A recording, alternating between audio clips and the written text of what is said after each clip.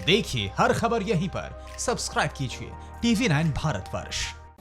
पहले 3 लॉकडाउन के दौरान ये जैसा आप कह रहे हैं शायद ये सोच रही हो तो ज़्यादा चीज़ें बेहतर और व्यवस्थित दिखाई दी, लेकिन बाद में हालांकि ये शुरू पहले से हो गया था और इसकी झलक भी दिख गई थी जब दिल्ली से लोग चल निकले थे और गाज़ियाबाद में इतने सारे लोग जमा हो गए थे।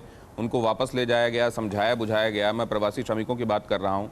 उसके बाद वो उनके लिए जो जगहें बनाई गई थी वहाँ रुकने और खाने की व्यवस्था भी की गई।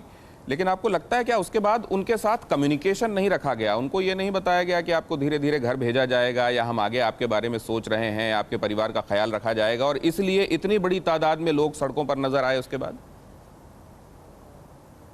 मुझे ये लगता है कि शायद प्रवासी जो अपने भाई बहन हैं उस मुद्दे को और ज़्यादा सेंसिटिव तरीके से और व्यवस्थित तरीके से ऑर्गेनाइज किया जा सकता था। उसमें मुझे लगता है कि शायद काफ़ी चूक रही, काफ़ी कमी रही, जिसकी वजह से वो सबसे गरीब तबका है, यूपी के लोग, बिहार के लोग, झारखंड के लोग, मध्य प्रदेश के लोग, वेस्ट बंगाल के लोग और कई राज्यों के लोग नौकरी की तलाश में दूसरे राज्यों में जाते हैं। तो अपने यहाँ उनके यहाँ काम नहीं होता गांव में, तभी तो दूसरे राज्यों में जाते हैं। और दूसरे राज्यों में जब जाते हैं, दिल्ली में आते हैं, बम्बई में आते हैं, दूसरे शहरों में, और वहाँ पे वो कोई बहुत अच्छी स्थिति में नहीं होते, वहाँ भी बहुत गरीबी में अपने जीवन यापन करते हैं। तो जब ये लॉकडाउन हुआ तो सबसे ज़्यादा तकलीफ़ इन्हीं लोगों को हुई। और जब ये वापस जाना चाहते थे तो मुझे लगता है कहीं ना कहीं सरकारों से चूक हुई है।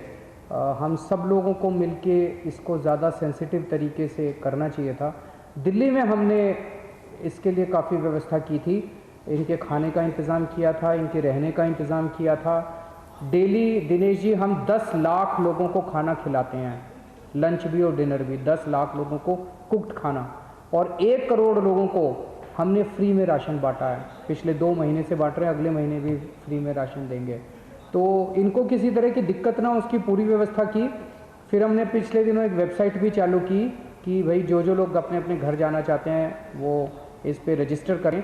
लगभग 5-6 लाख लोगों के उसमें रजिस्ट्रेशन आए।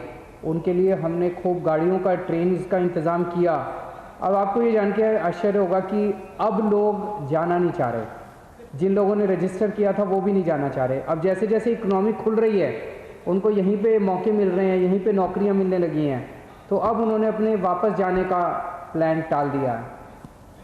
तो क्या लग रहा है आपको, उस समय उनसे बातचीत करके उनको आश्वासन नहीं दिया गया? सेंसिटिविटी जिसकी बात आप कर रहे हैं वो, क्योंकि देखिए रहने खाने का इंतज़ाम तो जैसे आप बता रहे हैं आपने इतना बढ़िया इंतज़ाम किया, उसके बावजूद अगर वो उस समय जाना चाह रहे थे तो क्या उनके दिमाग में ये था कि लॉकडाउन पता नहीं कब तक बढ़ जाए और हम यहाँ कब तक रहे आएंगे, या ये वजह थी कि उनसे जाकर सरकारों ने बात नहीं की कि आपको हम अमुक, अगर इस समय तक बढ़ता है लॉकडाउन तो हम आपके भिजवाने की व्यवस्था करेंगे, या तब तक हम आपके लिए आपकी जो चिंताएं हैं उसको हम एड्रेस कर रहे हैं? क्या वजह हो सकती है?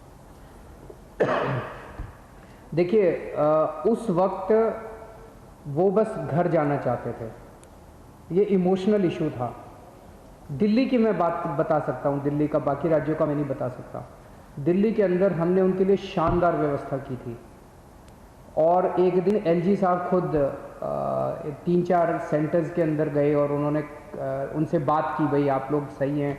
तो उन्होंने कहा जी रहना खाना तो सब सही है, रहने का भी अच्छा इंतजाम है, खाने का भी अच्छा इंतजाम, फिर लेकिन हमें घर जाना है, बस हमें घर जाना है। तो सबको घर जाना था। उस वक्त अगर जैसे अभी ट्रेन्स का इंतजाम कर दिया, अगर ये 10 दिन पहले, 20 दिन पहले, 25 दिन पहले अगर हम ट्रेन्स का इंतजाम उस वक्त कर देते तो शायद वो चले जाते और फिर वापस आ जाते, क्योंकि वापस तो आएंगे सब लोग, नौकरी तो शहरों में मिलेगी। तो एक बार जो उनका जो इतना ज़्यादा उनके मन में था कि मुझे तो वापस जाना है, और जब सरकारों ने व्यवस्था नहीं की तो वो खुद ही चल दिए सड़क के ऊपर, कई 100 किलोमीटर पैदल चल दिए, जिसकी वजह से इतनी भयावह स्थिति पैदा हो गई। तो मुझे लगता है कि वो उस वक्त इसमें इंटरेस्टेड नहीं थे कि खाने का इंतज़ाम किया कि रहने का इंतज़ाम, वो बस जाना चाहते थे। उसका इंतज़ाम हम शायद 15-20 दिन पहले कर सकते थे।